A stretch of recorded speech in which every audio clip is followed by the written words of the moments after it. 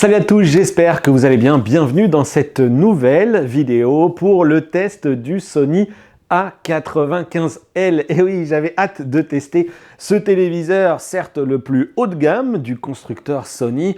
Et pour cause, eh bien, ce QD OLED corrige bien des défauts, des choses que je reproche à Sony depuis un moment déjà. Alors plus spécifiquement certes sur la partie gaming, et c'est de ça dont on va se parler aujourd'hui également dans cette vidéo, et puis on va voir également qu'il y a des évolutions, notamment du côté du logiciel, qui ne sont pas pour me déplaire sur ce téléviseur. On va passer en revue comme d'habitude les caractéristiques techniques, l'ergonomie matérielle du produit, la qualité de l'image, la partie gaming et l'ergonomie logicielle avec un Google TV dans sa version 12.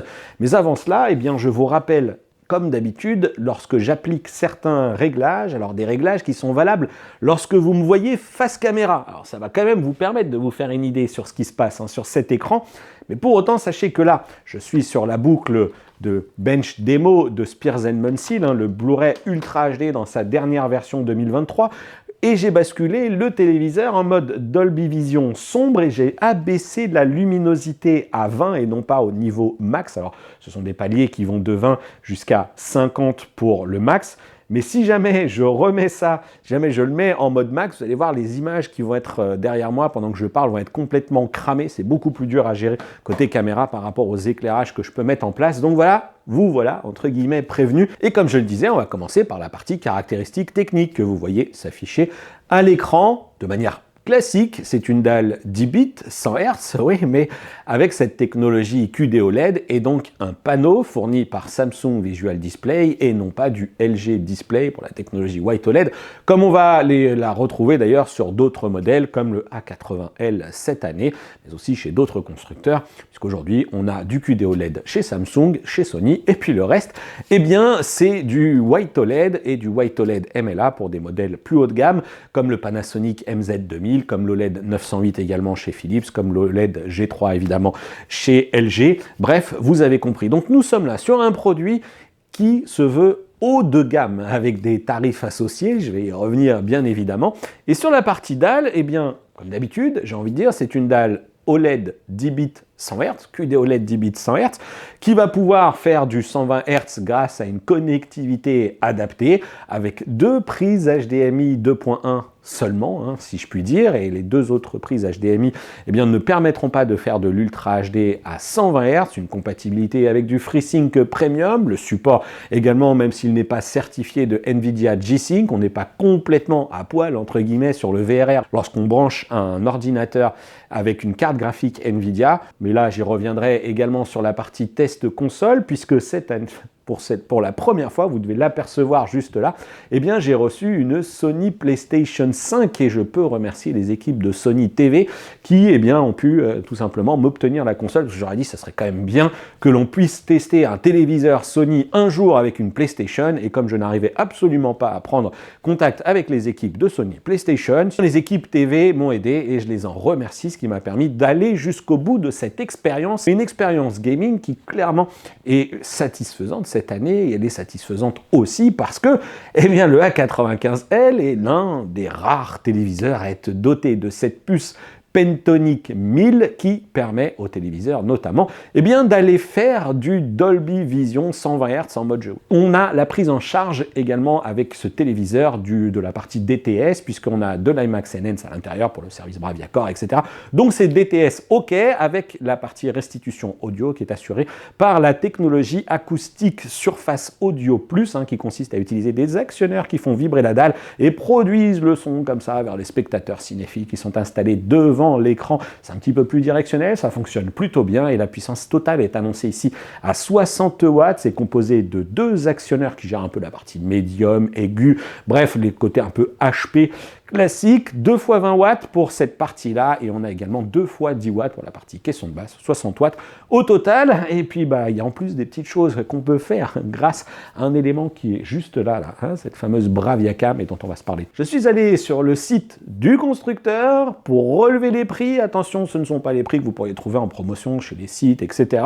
Ce sont vraiment les prix constructeurs. On est aujourd'hui en 55 pouces à 3 300 €, en 65 pouces à 3 500 € et en 60 77 pouces à 6500 €. C'est ça le QD OLED, et c'est ça le téléviseur de chez Sony, et il faut forcément y allouer un certain budget. On sait, c'est une marque premium, c'est un peu comme Panasonic. Panasonic a revu d'ailleurs un peu sa copie. Allez, je vous affiche tous les autres tarifs des concurrents de ce produit, qu'ils soient évidemment du côté de chez Panasonic, LG, mais aussi Philips et bien évidemment Samsung avec le S95C.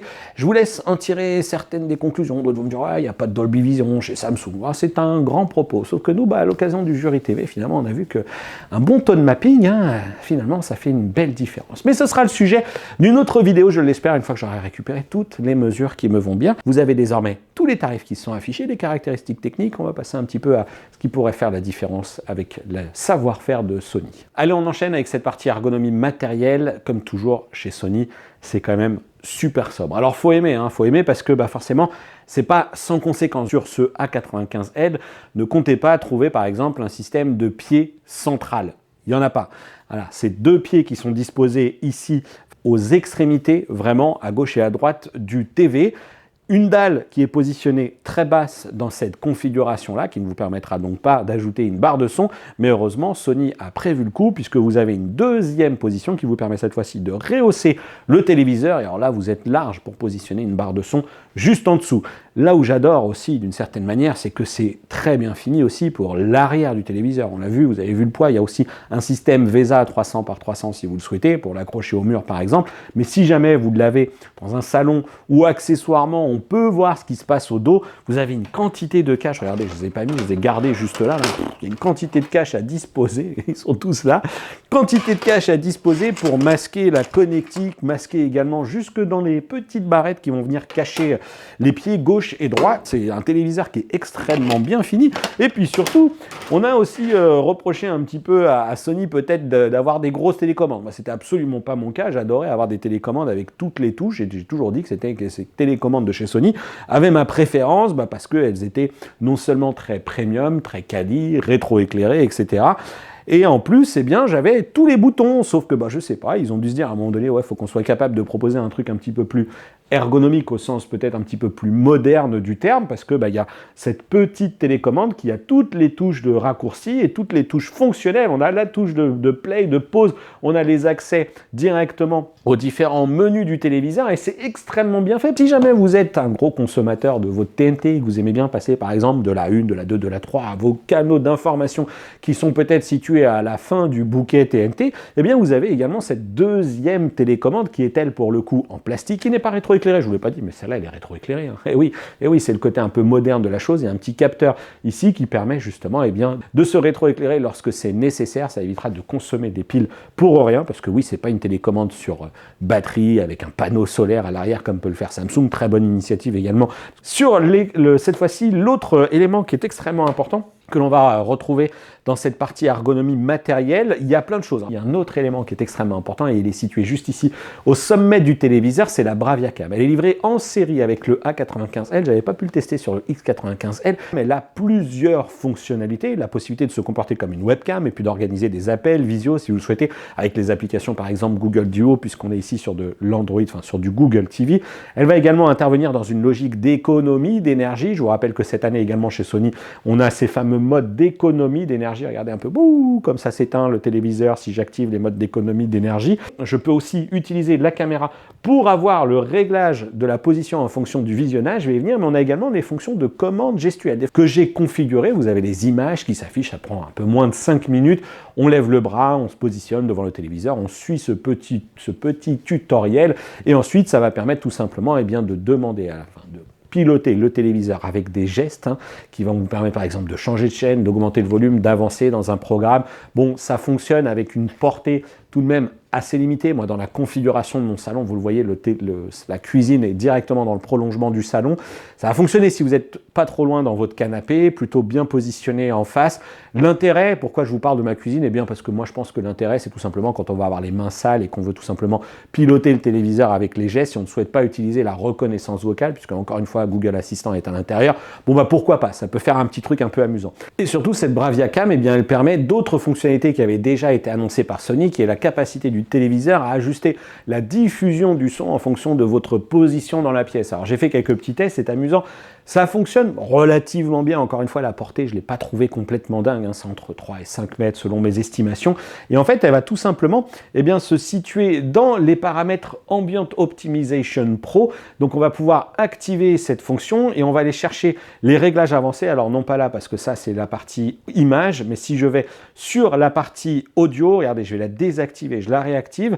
Et ensuite, vous avez ici ce petit truc qui apparaît, ce petit graphique. Voilà, je vais lui dire la partie luminosité, gère-moi par rapport à ce qui se passe dans la pièce, gère-moi également ce qui se passe par rapport à l'audio. Et là, si je me positionne, normalement, si tout va bien, vous voyez, hop, ce petit point vert, c'est moi qui apparaît à l'écran. Regardez, si je bouge, il devrait commencer à me détecter et donc tout simplement réorienter l'audio. Vous voyez dans la position en bas qu'il équilibre. Là, je vais volontairement repasser côté gauche et donc vous voyez qu'il y a une balance temps réel qui s'opère et il me détecte dans la pièce. Et ce qui me permet tout simplement, là encore, de profiter de cette fonctionnalité, de cette Bravia-Cam pour ajuster un petit peu ce qui se passe. Alors, c'est pas, encore une fois, moi je trouve que ça reste assez gadget, mais bon, pourquoi pas. Disons que ça va pas vous permettre tout simplement, comme je le disais, notamment pour certaines des technologies chez Samsung, ça va pas vous permettre de couper le reste des personnes qui sont dans la pièce de ce qui se passe sur la télé. Bah non, c'est un son qui est ouvert. Utilisez un casque ou utilisez une petite enceinte portable que vous mettez à côté de vous, pourquoi pas connecter en Bluetooth. Mais ça, c'est juste un truc qui, grosso modo, voilà, c'est une forme de technologie que les constructeurs se sont dit, bon bah voilà, si on leur mettait un petit peu ça en plus. Vous l'avez peut-être vu également, on a l'ajustement de la luminosité. Je vais désactiver tout ça pour pas que ça nous fasse de bazar d'une certaine manière dans les choses. Et vous l'avez vu ici, cette fois-ci, il y a les réglages automatiques en fonction de l'éclairage ambiant. Là, la lumière, elle est devenue, comme j'ai une lumière plutôt avec les balcars qui doit perturber un peu tout ça, la tonalité de l'image a changé. Et en fait, c'est tout simplement l'évolution des capteurs. Désormais, c'est de plus en plus le cas. Au lieu d'avoir un simple capteur de luminosité ambiante, on a désormais des capteurs RVB qui vont être capables d'intervenir cette fois-ci sur la courbe de tonalité de manière automatique et également sur la partie balance des blancs. Alors là encore, c'est des choses que vous devrez tester. Est-ce que ça vous convient? Est-ce que ça vous convient pas? Je vous cache pas que c'est des choses que j'ai tendance à désactiver parce que je préfère finalement m'en remettre au mode cinéma, au mode professionnel dans ces téléviseurs qui de toute façon en sortie de carton sont quand même plutôt bons, même si le A95L a plutôt tendance à tirer un peu vers le rouge. Bon, la luminosité automatique, je vous cache pas que chez moi, on m'a dit quand même de nuit, c'est quand même bien punchy, donc pourquoi pas, si vous souhaitez la laisser activer pour être dans des conditions un petit peu moins fatigantes, vous avez ces options qui existent. Et bien entendu, un point très important, c'est que cette Bravia-Cam, elle est dotée d'un cache physique que vous pourrez refermer comme ça et vous aurez un message qui vous dira le cache de la Bravia-Cam est fermé et donc vous perdez évidemment toutes les fonctionnalités que je viens d'évoquer, mais vous êtes sûr que personne ne vous regarde puisque l'objectif est physiquement obstrué et si vraiment vous ne souhaitez pas l'utiliser, vous pouvez évidemment la prendre comme ça et la débrancher. Vous voyez, c'est un petit connecteur propriétaire qui est quand même assez simple à mettre et à enlever. Bon, une fois qu'on a tout simplement fermé le petit cache, on craint absolument plus rien. Voilà, plus de doute sur le fait d'être épié lorsqu'on évolue peut-être dans son salon, par exemple, à certaines heures avancées de la journée où on n'est plus vêtu de la même manière. Bref, vous m'avez compris. Allez, on enchaîne avec la partie qualité de l'image. Et cette partie qualité de l'image va commencer par une dédicace toute spéciale à Jean-Antoine alias Jay du Labo de Jay, puisqu'on va retrouver juste après la boucle de sa vidéo Ford Mustang qu'on connaît désormais sur la chaîne.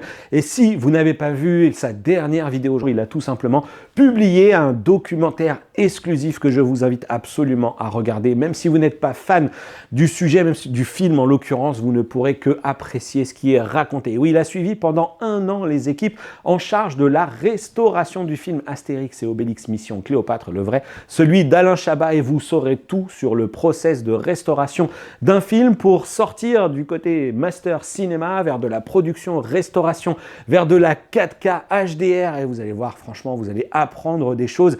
Et puis surtout, ce qui est génial, c'est qu'on sent que les gens qui sont derrière tout ça sont des gens extrêmement passionnés. Ça parle de Dolby Atmos. Jay nous décrypte également cette notion de comment on traite le HDR, mais aussi le SDR pour le sortir ensuite, que ce soit sur DVD, sur les médias physiques, Blu-ray, Full HD, sur de l'Ultra HD, sur la 4K cinéma, mais aussi sur toute cette partie broadcast. Bref, c'est vraiment intéressant. Allez regarder ce sujet, regardez un peu. Ça, c'est tout simplement que les films, on parle émulsion également, des films, bref, j'ai adoré. Donc je vous invite vraiment à aller regarder, le lien est dans la description.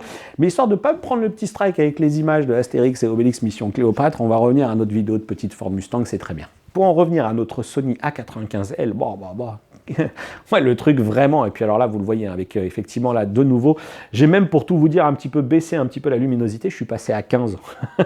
Voilà, parce que ça envoie vraiment très très bien, c'est vraiment des images qui sont somptueuses, c'est très joli. Attention, je vous ai parlé rapidement de l'ergonomie matérielle de ce produit, je n'avais pas parlé de la partie luminosité, enfin la partie reflet de la dalle. Ça reste des dalles qui sont brillantes, quoi qu'on en dise, et je reproche ça également désormais aussi aux téléviseurs LCD et à mes mini LED aussi, mais eux, ils ont un petit peu plus de puissance également. Et les écrans sont comme ça assez brillants. Donc lorsque vous allez avoir des lumières électriques en provenance du plafond, etc., ça va quand même bien compenser. Mais si c'est dans la même configuration de pièce que la mienne, moi j'ai ici 2 grandes baies vitrées, et bien lorsqu'il y a un soleil qui tape sur le côté, voilà, ça fait des reflets si vous regardez la télé sur le côté. Et c'est pour ça que le côté un peu pied central et pied rotatif, moi j'aime bien. Chez Panasonic, avoir un MZ2000 avec la dalle contour pour réorienter ça quand c'est nécessaire, c'est magique, ça corrige tous les problèmes. Pareil, quand on peut avoir même des fois des téléviseurs LCD avec un peu de fuite de lumière, hop, par exemple on prend un Philips The One que j'ai testé également très dernièrement pour un autre support, on prend le The One, on le réoriente un petit peu et on se dit finalement c'est bien, ça fait la blague pour un téléviseur pas trop cher. Là cette scène, je me suis dit, les petites gouttes là, on a l'impression, on peut les compter, on peut les redessiner le contour. Non, c'est vraiment, ça fonctionne vraiment très très bien. La technologie XR Clear Image qui est mise en avant cette année dans cette logique de processus d'upscaling un petit peu plus doux, on fait un petit peu plus attention, mais en même temps on sait améliorer les détails, mettre en valeur les détails de l'avant-plan et de l'arrière-plan pour justement créer cette sensation un petit peu de profondeur de l'image. C'est peut-être même pour ça que d'une certaine manière on a presque l'impression que le téléviseur produit de la 3D. Clairement c'est somptueux, on est là sur la meilleure des technologies OLED à mon sens en tout cas, avec un téléviseur avec Sony qui sait faire du processeur, qui sait faire de l'image, qui sait réaliser quelque chose qui va bien, voilà, c'est pas d'exagération dans le traitement, c'est beau. Alors je vous dirais pas que ce XR Clear Image fait une énorme différence, j'avais déjà aimé le traitement un petit peu de la qualité de l'image du X95L de chez Sony qui est leur téléviseur mini LED, et pour autant lors du Black Friday quand j'ai fait ce live où les gens me parlaient du X95L, j'ai dit attention, c'est pas un téléviseur que j'ai apprécié, parce qu'on peut apprécier la partie traitement de l'image en se disant ouais ça marche, il y a quelque chose qui se passe, mais pour autant se dire quand même les couleurs c'est pas dinguissime, il y a quand même pas mal de fuite de lumière pour un mini LED, donc on peut décorréler tout ça. Il y a des cas concrets qui sont toujours valables à cette technologie OLED. Certes, le boost de luminosité est là, il est géré notamment également par le dissipateur thermique qui va éviter les phénomènes de marquage notamment. Alors c'est pas impossible, ça reste de la diode, ça reste un système organique, et d'ailleurs dans les menus du téléviseur on retrouve également tout ce qui va bien pour déclencher les systèmes de nettoyage de la dalle, etc. Alors n'en abusez surtout pas, attention, parce que vous allez éteindre un peu votre téléviseur. Si vous en abusez, laissez-le faire sa petite vie, etc. Tant que vous ne remarquez pas de marquage, laissez-le vivre sa vie. Surtout, ne le débranchez pas parce que les procédés s'opèrent lorsque vous éteignez le téléviseur. Donc voilà, laissez-le faire sa vie. Et sachant que là, pour le coup, par contre, par rapport à un LG, il est vrai qu'il garantit ses téléviseurs 5 ans sur la gamme G, notamment G3 en l'occurrence. Et bien là, ici, on n'a pas de garantie de 5 ans. Donc c'est aussi à avoir en considération. Donc il se peut que ça arrive. Voilà, c'est pas impossible. Je sais que Samsung, notamment du côté de Airthings, s'est pris quelques petits missiles, en tout cas quelques petites alertes qui semblent dénoncer que la technologie QD-OLED marque plus vite que le White OLED. Alors certes, le White OLED maintenant c'est une technologie qui a plus de 10 ans, et le QD-OLED on n'en est qu'à la deuxième génération de QD-OLED, et attention, le niveau de progrès et surtout l'adoption, parce que les gens commencent à savoir que le volume colorimétrique du QD-OLED est quand même supérieur de ce que peut proposer le LG, parce qu'il y a la couverture des CI-P3, ce qu'on peut en faire, et puis Rec 2020, là déjà rien que là-dessus, on est sur 76 pour la partie, on est plutôt sur donc 76% du Rec 2020 pour la partie White OLED, et puis on est au-delà des 80 pour la partie QD-OLED. On n'a pas de contenu BT2020, donc on ne va pas s'affoler non plus, mais on voit déjà que le QD-OLED est quand même supérieur, et quand c'est calibré, c'est somptueux. Alors, ce qui est surtout très très intéressant, c'est que chez Sony, on a plein de modes d'image, dont toujours les modes calme et professionnel. Alors le mode calme, c'est même nouveau, mais on a toujours un mode cinéma, un mode professionnel et un mode calme. On n'a pas de mode filmmaker, mais ce qui va vous permettre, si jamais vous le souhaitez, faire intervenir quelqu'un pour calibrer le téléviseur, Cédric Louis par exemple, eh bien, il va pouvoir aller chercher ce truc-là. Pourquoi je le précise? Parce qu'il est vrai que lorsqu'on fait calibrer le téléviseur, vous allez le faire venir chez vous, et puis attention, parce que le SDR, ça va être du 100 nits. Et le 100 nits, bah, moi, c'est pas quelque chose qui me convient. Ça marche bien dans la pénombre, ça suffit pour regarder ses programmes, etc. Mais on peut avoir envie de plus de puissance. Et c'est pour ça que d'avoir plusieurs profils, c'est intéressant. Voilà, je pense que c'est pas la peine que je m'attarde plus là-dessus. C'est pas la peine non plus que je vous fasse écouter de l'audio, parce que ça passe très très mal, ça rend rien du tout au travers des micros dont je dispose. Je peux juste vous dire que le système audio-acoustique Surface, l'acoustique Surface Audio Plus fonctionne bien, c'est très agréable, c'est 60 watts, vous avez les technologies d'étalonnage, vous avez cette technologie de directivité avec la Bravia-Cam qui, moi, est plutôt anecdotique. Ce qui est plutôt intéressant de savoir, c'est que vous avez des options qui vont vous permettre également d'améliorer la reproduction des voix, et de toute façon, tout est plutôt bien détaillé. Et si jamais vous rehaussez les pieds pour positionner une barre de son en dessous, a fortiori également si c'est une barre de son de chez Sony, eh bien vous pourrez transformer le téléviseur cette fois-ci en enceinte centrale pour donner un petit peu plus de corps à votre système et utiliser donc le téléviseur comme voix centrale qui vous améliorera encore la scène acoustique. Voilà. Pour résumer, ce A95L est un téléviseur qui m'a beaucoup plu, mais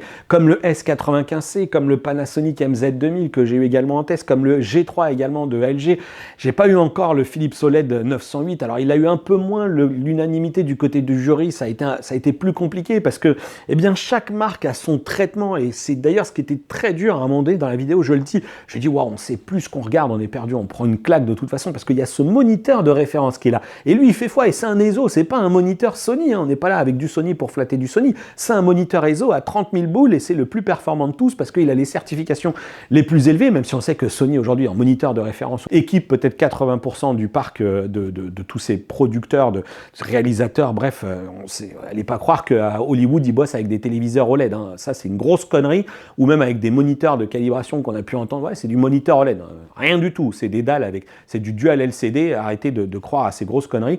Donc bref, donc c'est assez étonnant, c'est qu'on est sur des téléviseurs qui sont capables, tantôt dans un même film, mais avec quelques scènes d'écart, avec des contextes différents dans les scènes, de s'en sortir, eh bien peut-être qu'entre deux téléviseurs White OLED, un LG et un Pana, tantôt ça va être l'un qui va prendre l'avantage sur l'autre, tantôt ça va être l'autre, avec deux technologies concurrentes, que ce soit QD OLED et White OLED, bah, tantôt ça va être l'un qui va l'emporter, tantôt ça va être l'autre. Donc tout ça, c'est quand même enfin, ce qu'il faut retenir, c'est que ce sont des très bons téléviseurs. L'OLED 908, effectivement, a peut-être un peu moins eu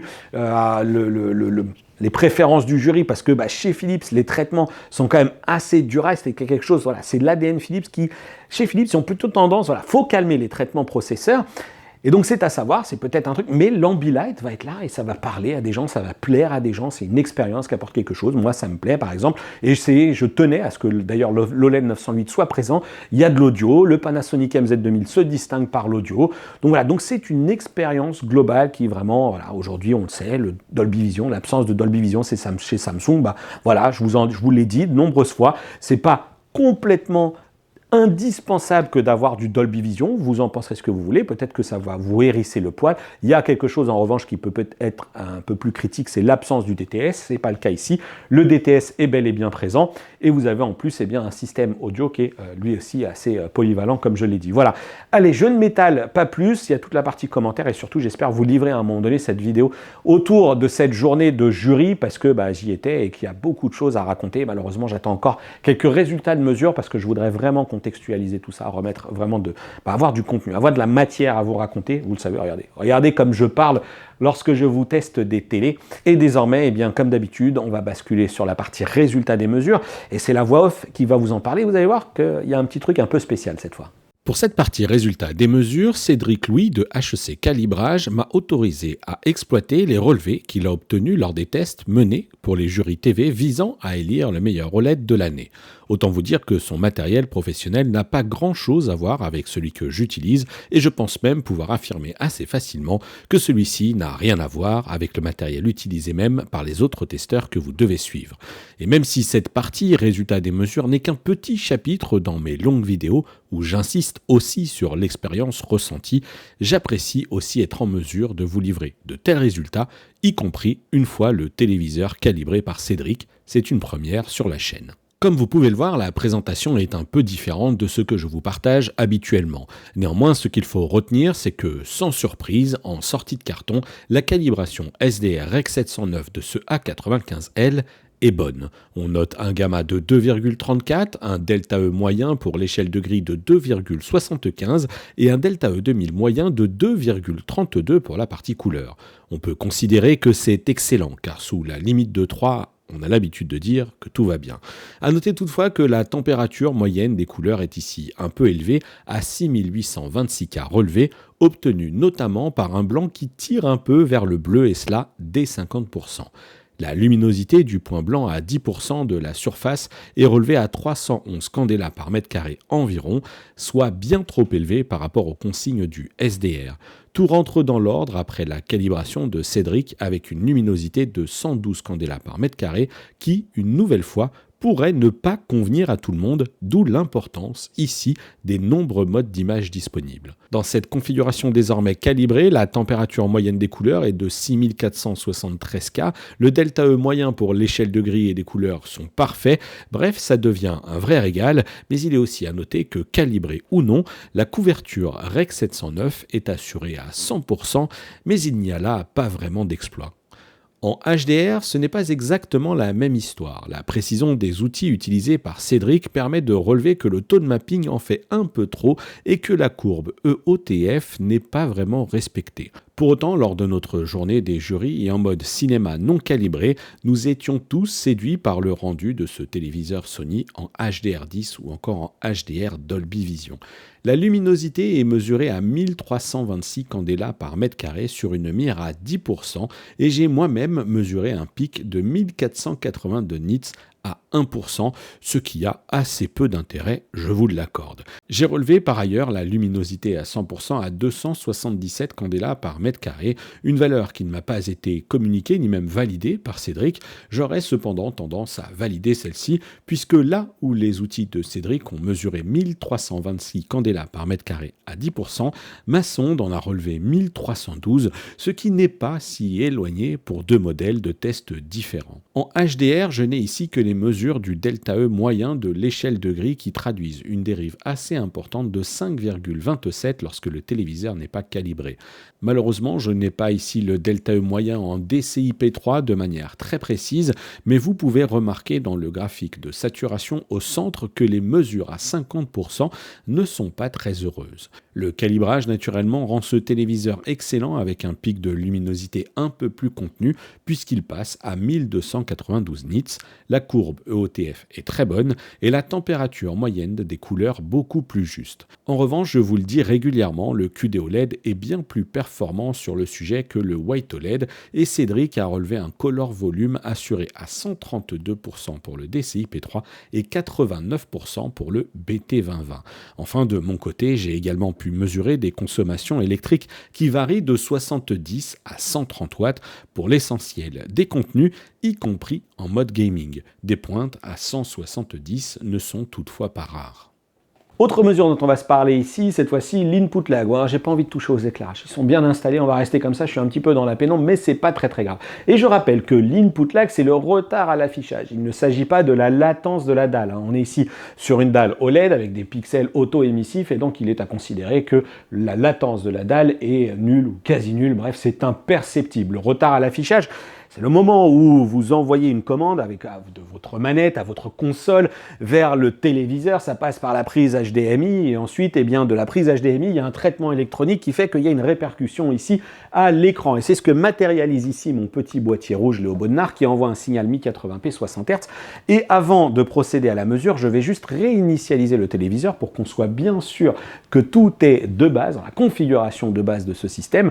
Et on va pouvoir prendre ainsi les mesures. Et alors la mesure, hein, je vous le rappelle, j'en ai un petit peu parlé, elle est à prendre ici au milieu. Hein. Si jamais vous voyez des gens qui vous parlent d'une mesure qui est prise en haut ou en bas, eh bien c'est pas la bonne donnée. Mon téléviseur ici, il envoie, mon boîtier ici, pardon, il envoie un signal en 1080p à 60 et vous le voyez ici, le retard à l'affichage, il est de 16,2 millisecondes, ce qui est donc tout à fait acceptable. On est loin de la performance que nous fait un Samsung par exemple qui est en dessous des 10 millisecondes, comme un LG d'ailleurs qui est également en dessous des 10 millisecondes, mais 16,2 sur du 1080p à 60, ça va très très bien. Regardez, j'illustre mon propos que j'étais justement en train de vous partager juste avant, vous allez voir que là ça descend. Eh oui, bah oui, parce que forcément le balayage de la dalle, il se fait du haut vers le bas, et donc si je prends ici ma mesure en haut, eh bien le temps de latence est inférieur, et si je prends ma mesure en bas, vous allez voir qu'il est légèrement supérieur. On se parle de quelques millisecondes. Donc la bonne valeur, elle est à relever ici quand le boîtier ne plante pas, et on va tout simplement aller chercher cette fois-ci bien la fameuse Game Bar qui s'active ici, et une Game Bar qui, comme vous le voyez, bien effectivement en mode FPS, bien a coupé tout ce qui est réduction du flou. Hop, on va la voir, ça va venir se stabiliser aux alentours des 10, des 16, alors normalement, à moins que mon petit boîtier, voilà, ça va continuer de descendre, mais si jamais vous actionnez le mode de réduction du flou de mouvement, hop, si on l'active, eh bien forcément, ça rajoute un traitement à l'image et donc ça crée de la latence, puisqu'il y a un traitement processeur qui s'actionne entre tout cela, et donc il faut savoir voilà, que si jamais vous changez de mode de jeu et que, comme là par exemple, en mode standard, vous avez le mode réduction du flou qui est activé, eh bien, vous allez avoir une latence cette fois-ci qui va être de 24,5 millisecondes. Et le mieux encore, eh bien, si vous n'avez pas de problème avec justement l'effet de saccade, de tearing, etc., eh bien, laissez-la couper pour bénéficier des meilleures configurations gaming. Et justement, c'est de ça dont on va se parler maintenant. Hop, hop, hop, ne vous affolez pas, ne sortez pas encore le fusil. Vous allez me dire, oh le mec, il a reçu une PlayStation 5 en test et puis il nous met encore des images de sa Xbox Series X. Mais ouais, parce que regardez, bon, la manette, elle est juste là, donc on va y revenir. Mais il y a un truc que la Xbox Series X peut faire, que la PlayStation 5 ne peut pas faire, et ça va se retrouver juste là. Vous êtes prêts? Caviar. Caviar, alors ça, c'est trop bien et c'est vraiment une des grosses différences de cette partie gaming, c'est que désormais, eh bien, tout est pris en charge et ici, votre téléviseur prend en charge la vision Dolby pour les jeux jusqu'à 4K 120 Hz. Et ouais, c'est un truc qui n'était pas possible et surtout, c'est fini désormais la prise de tête qu'on pouvait avoir d'aller dans le menu, la gestion des entrées externes où il fallait aller choisir soit le format VRR amélioré pour avoir de l'Ultra HD à 120 Hz, soit prendre le format Dolby Vision pour avoir du Dolby Vision à 60. Et en fait, c'était pas le sujet de Sony puisque ça, ils s'en préoccupaient pas du tout. Leur console, elle n'était pas compatible. Sauf que là, eh bien, cette puce Pentonic 1000 leur permet de faire ce truc-là de manière complètement transparente. Je branche ma console, je branche mon PC, c'est un périphérique gaming et j'ai le maximum de la performance qui est ici autorisée par ce téléviseur. Et donc, ça monte sur du Dolby Vision 120. Alors regardez, on a quand même ici toutes les petites cases désormais qui sont cochées avec donc ici cette logique de VRR. Et donc ça, c'est quand même plutôt pas mal du tout, mais attention, parce que ça c'est bien, c'est le haut de gamme, lui, c'est le A95L en OLED. Mais si jamais vous prenez le X95L qui est le meilleur des mini LED, et ben lui il le fait pas. Et là c'est quand même les boulasses, et c'est dans mon test d'ailleurs. Et je pense même, parce que je l'ai pas testé, mais il y a de grandes chances que malheureusement ce soit le cas, le A80L ne fera pas du Dolby Vision 120, et donc vous irez toujours vous prendre la tête dans les menus des formats améliorés du téléviseur pour basculer tantôt du VRR, format amélioré VRR Ultra HD 120 vers le format Dolby Vision Gaming. Et ça, c'est un peu pénible, c'est un petit peu agaçant. Voilà, moi, en tout cas, ça me contrarie. On va pouvoir passer cette fois-ci à la partie PlayStation avec un petit titre. Oh, 3 fois rien, vous allez voir. C'est un petit titre, avec lequel j'ai joué. Et sachez que, de base, dans la configuration du mode des jeux de ce téléviseur, lorsqu'on bascule en mode FPS, le mode FPS, lui, il a pour vocation de vous faire ressortir les ennemis qui seraient planqués un petit peu dans la pénombre, sauf que, là, vous l'avez vu, égaliseur de zone sombre, ça se passe en haut, là, il est boosté en mode haut, et c'est dégueulasse. J'ai pas d'autre mot, ça ne sert à rien, c'est absurde, c'est tout saturé, les noirs virent au gris, c'est... Voilà, faut pas l'utiliser, je pense en plus c'est mauvais pour la dalle, parce que là on est vraiment dans une sollicitation des pixels qui est vraiment énorme, et donc clairement, le mode jeu FPS, vous n'activez pas la réduction du flou de mouvement, parce que sinon vous allez prendre de la latence comme on l'a vu, et au mieux, voilà, vous mettez un peu un bas, parce que là déjà en moyen, là le rouge il est rouge fluo, le grain de peau il est orange, donc ça ne convient pas, ce mode FPS, alors là le bruit numérique est toujours là, mais en même temps c'est un jeu vidéo. Le mode RTS, lui, est encore un petit peu plus dark. Finalement, le mode standard, lui, il convient très très bien dans les titres. Moi, mon fils a pas mal joué à Spider-Man 2. Moi, j'ai un petit peu trop de boulot pour ça. Mais je peux vous dire que c'est vraiment une très très belle image, que ce soit donc sur Spider-Man 2, que ce soit également sur Gran Turismo, également, que j'ai pu tester, que ce soit sur les jeux avec la Xbox Series X. On est vraiment sur quelque chose de très très joli, ça marche vraiment très très bien, avec effectivement, alors comme j'avais jamais testé la PlayStation, eh bien j'ai découvert des choses très agréables, le son dans la manette, bon c'est pas la PlayStation qu'on est en train de tester, et néanmoins est-ce que c'est parfait? Est-ce que c'est parfait que ce mode gaming? Eh ben non, alors oui c'est un très bon mode gaming, mais moi il y a un truc qui m'est revenu en tête, c'est que je me suis dit non mais attends, les gars, quand on était à Weybridge et qu'ils nous ont fait la conférence de presse, il y a un truc ici qui se passait là. C'est que dans le truc qui se passait ici, j'avais une option de resize de l'image qui permettait, par exemple, si je jouais à un FPS, de réduire, de cropper la taille de l'image de manière bien, à avoir un champ de vision, lorsqu'on est sur un 65 comme ça, ou a fortiori sur le 77, d'avoir un truc qui est bien dans notre champ de vision, pourquoi pas de réduire ça à l'échelle d'un 32 pouces, par exemple. Et ça se passait de manière logicielle, et puis il nous était mis en avant également ce mode multiview qui est accessible, par exemple, pour avoir un jeu, on est coincé, on veut afficher un tuto YouTube, ou par exemple, on veut tout simplement jouer et regarder une chaîne YouTube à côté. Bon, c'est le genre de choses qui étaient supposées arriver, et moi, au moment où j'enregistre cette vidéo-là, je n'ai toujours pas de réponse de Sony quant à pourquoi et où est cette fonction qui m'était promise là, pour redimensionner la taille de l'écran. Eh bien, elle n'est pas là. Elle n'est pas là, et ça, c'est quand même un petit peu dommage, parce que ça fait encore partie des promesses qui vont débarquer peut-être plus tard. Bon. Néanmoins, l'expérience de jeu est bonne. Bon, alors, il y a quand même un peu de bruit dans l'image, on va pas se mentir, mais bon, la fluidité est bonne, l'immersion est bonne, les couleurs sont bien pétantes. Encore une fois, ça... Ouh, c'est beau, hein. Ouh là là, voilà, on est en mode bas. Ouh là là. Pourquoi? Bon, vous aurez compris, ne m'activez pas ce truc-là. Égaliseur, zone sombre, faut pas le faire. J'ai presque envie de la laisser comme ça, là, pour voir si on se retrouve pas avec des pixels marqués. Bon, je ne ferai pas ça, ne serait-ce que par respect pour Sony, pour le téléviseur qu'ils m'ont partagé, et puis surtout, qu'ils m'ont envoyé en test, et puis pour surtout qu'il va aller chez d'autres joueurs. Donc, faut pas déconner. Tiens, est-ce que je peux y aller là? Boum, boum, boum. Ouhou! Allez, vas-y, bagarre-toi, tu t'es pris une balle. Allez, c'est terminé pour cette partie jeux vidéo. On enchaîne et on va conclure avec l'ergonomie logicielle. L'expérience que je préfère, si vous êtes abonné à la chaîne et si vous faites partie de ceux qui échangent régulièrement avec moi, vous savez que moi, le Google TV a ma préférence, et surtout ici, en l'occurrence, du côté de chez Sony, parce que c'est une expérience qui, au global, me convient. Alors regardez, là aussi, on a de la pub. En même temps, c'est un système d'exploitation Google. Donc forcément, on va prendre de la pub. Mais dans cette navigation, voilà, on a une navigation qui est sur toutes ces entrées ici en haut avec les applications, la bibliothèque, et en plus on a désormais ici cette entrée Sony qui va vous suggérer les contenus du BraviaCore. Le BraviaCore, je le rappelle, c'est un service. Vous allez avoir 10 films, l'équivalent de 10 films qui vous sont offerts, que vous allez pouvoir activer dans le service BraviaCore, des films qui vous seront streamés en 80 mégabits par seconde, et ça c'est du lourd, et vraiment vous allez redécouvrir la qualité de votre téléviseur, sauf si vous êtes déjà gros consommateur de Blu-ray. En fait, vous allez retrouver une qualité d'image et de son surtout proche de ce que vous avez sur vos galettes. On a évidemment la partie pour vous, tout en sachant qu'il est très très simple également de changer d'utilisateur. On peut avoir plusieurs utilisateurs et du coup on pourra avoir plusieurs homes. Vous savez que c'est quelque chose sur lequel j'ai été très très sensible. Alors oui, évidemment, ça, c'est de la pub. C'est de la pub et il n'y a absolument rien qui correspond au contenu que j'ai pu consommer sur ce téléviseur. Donc c'est de la suggestion de contenu. Donc là aussi, on prend cher. En revanche, pour le reste, on est quand même sur quelque chose qui tourne de manière extrêmement fluide. C'est super fluide. Alors là, on se retrouve du coup sur des contenus qui collent déjà un petit peu plus à des choses que je pourrais regarder. C'est déjà plus issu du YouTube. Et là, voilà, tout ça, c'est de la suggestion de contenu que vous pourrez retrouver, des choses que vous aurez consultées, etc.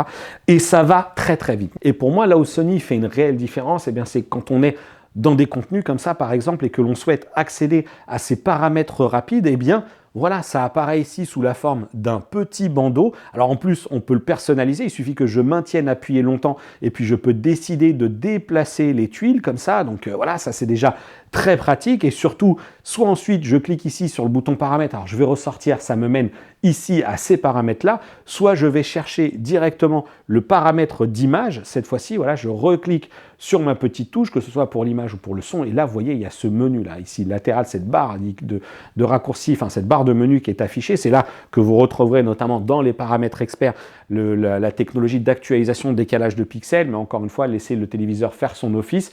Et c'est là que vous allez aussi retrouver les réglages d'image que moi j'apprécie. Alors c'est peut-être un point de vue très personnel, mais vous allez pouvoir revenir évidemment changer le choix du mode d'affichage, mais regardez un peu sur la partie luminosité, tous les réglages sont très bien renseignés, c'est bien légendé, c'est détaillé pour tous ceux qui veulent aller mettre les mains dans le cambouis d'une certaine manière, les réglages de netteté, tout ce qui est compensation de mouvement, etc., le motion flow, vous allez pouvoir traiter vos signaux quand ils sont en 24p, si jamais dans ces réglages de l'image 24p, pardon, vous trouvez que ça saccade encore un petit peu, qu'il y a des choses qui ne vous conviennent pas, c'est là que vous allez pouvoir rajouter un tout petit poil de fluidité, attention à ne pas créer quelque chose de trop caméscope évidemment, mais tout ça franchement ça marche mais super bien. Il est là le fameux XR Clarity notamment également sur cette partie réglage de l'intensité, de la clarté intéressante, une trame noire, insérant une trame noire pour réduire le flou de mouvement. Donc voilà, donc faites attention à ce que vous allez activer, mais en tout cas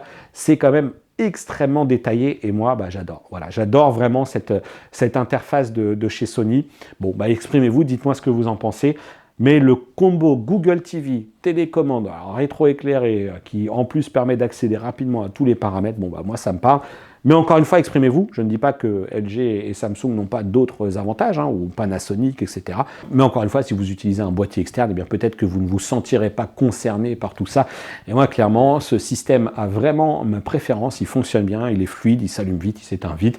Ça réagit vite, ça réagit bien aux commandes vocales, ça réagit bien également en fonction de Chromecast. J'utilise ma tablette pour regarder des contenus également diffusés sur le téléviseur, le smartphone. Voilà, la configuration, l'installation aujourd'hui de ce téléviseur, on scanne le QR code, tout passe, ensuite tous les codes sont envoyés ensuite via le téléphone, donc bon, ça fonctionne bien, vous l'avez compris. Et c'est là-dessus que s'achève le test de ce Sony A95L dans une version 65 pouces, les points positifs et les points négatifs que vous voyez s'afficher, mais aussi le récapitulatif des tarifs, parce que 3 500 € dans cette version 65 pouces. Alors on ne parle même pas du prix de la version 77 qui est stratosphérique. Des écarts qui se creusent encore plus avec les prix de la concurrence que je vous affiche également. Juste là, ça va vous permettre d'en tirer certaines de vos conclusions, mais on n'oublie pas quand même qu'il y a effectivement des points positifs, la qualité de l'image, l'ergonomie du logiciel, l'ergonomie du matériel aussi, que j'aime bien. Finalement, encore une fois, vous l'avez compris, mais ce rapport qualité-prix, ce positionnement premium que Sony maintient sur un marché qui est désormais mature, avec des produits concurrents qui sont également très bons. Certes, c'est un très beau téléviseur, mais du coup, réagissez, êtes-vous prêt à payer autant? Ce qui a été fait pendant le Black Friday par le constructeur, là, vraiment, on se positionnait sur... Je sais que certains étaient vraiment tentés de craquer, mais c'est un très bon téléviseur, avec des choses originales comme la Bravia Cam, où utilisera ou utilisera pas au quotidien, pour piloter le truc quand vous êtes en train de faire la cuisine. Hop, je manipule mon truc. Bon, à vous de voir. Mais voilà, c'est un bon téléviseur, mais le prix... ça pique quand même, donc n'hésitez pas, réagissez autour de tout cela, et puis encore une fois, vous l'aurez remarqué, c'était une longue vidéo, je ne vous fais pas de version courte de cette vidéo, je l'ai essayé sur le S95C de Samsung, j'en ai fait 2, et puis en fait, sur la majorité d'entre vous, ceux qui l'ont regardé, à partir du moment où je dis, ouais, vous avez une version longue, et bien les gens finalement sont allés voir la version longue, et je me dis, finalement, je vais m'épargner cette double dose de travail, parce que finalement, si vous êtes abonné à la chaîne, c'est que vous avez compris que j'ai cette chance, parce que je considère comme étant une chance immense d'avoir accès aux produits et d'être capable de vous partager comme ça un avis. Et donc c'est sans doute que vous êtes en phase de conclusion, d'achat, et vous avez besoin d'avoir de l'information, et finalement, regarder une longue vidéo avant de dépenser 3 000 €, ça ne vous effraie pas, ou de grappiller tout simplement dans les différentes séquences, dans les différents chapitres grâce à ce sommaire. Voilà, n'hésitez pas à réagir dans la partie commentaires, vous retrouvez dans la description le lien qui vous mènera vers notre groupe de discussion Discord, mais également tous les liens que j'ai évoqués vers le labo de Jay, vers le site de Sony également, et puis vous retrouverez aussi, parce qu'il faut bien que je vive, le lien vers une cagnotte Tipeee, enfin un compte Tipeee que j'ai ouvert, certains d'entre vous y ont déjà participé, je les remercie également, ils se reconnaîtront. Je remercie aussi tous ceux qui passeraient, pourquoi pas, par des liens d'affiliation qui sont présents également, alors essentiellement par la Fnac, puisque c'est du téléviseur, mais si vous êtes client Fnac, vous allez pouvoir profiter de certains avantages encore, notamment, je crois qu'il y a des ODR qui sont encore valables, ou en tout cas parfois il y a des 100 € d'achat, 10 € offert, bon bref, vous irez voir. Il y a des avantages également du côté de la Fnac. faites-en ce que vous voulez, les liens d'affiliation sont là, ils ne vous coûtent pas plus cher, et moi ça me permet tout simplement eh bien, de rétribuer le travail que je suis en train de faire ici, parce que oui, c'est un travail aussi que de passer des heures à tester et dépenser. Bon, allez, j'arrête. Bref, n'hésitez pas, encore une fois, si cette vidéo vous a plu, vous savez quoi faire, le pouce qui va bien, qui aide, qui motive, qui aide cette vidéo à être bien référencée. Réagissez dans la partie commentaires, les réseaux sociaux qui se sont affichés, qui sont également disponibles dans la description. Je vous dis à bientôt pour une prochaine vidéo, et d'ici là, portez-vous bien. Ciao! Barrettes qui vont venir cacher les pieds gauche et droit. C'est super bien fait. Et il est juste là. Et l'autre cache, il est là. Ça sera pas coupé en montage parce que j'ai pas envie. Là, c'est fait. Il est juste là et c'est beau. Il y a des petits carrés. C'est très sympa. Voilà, donc c'est un...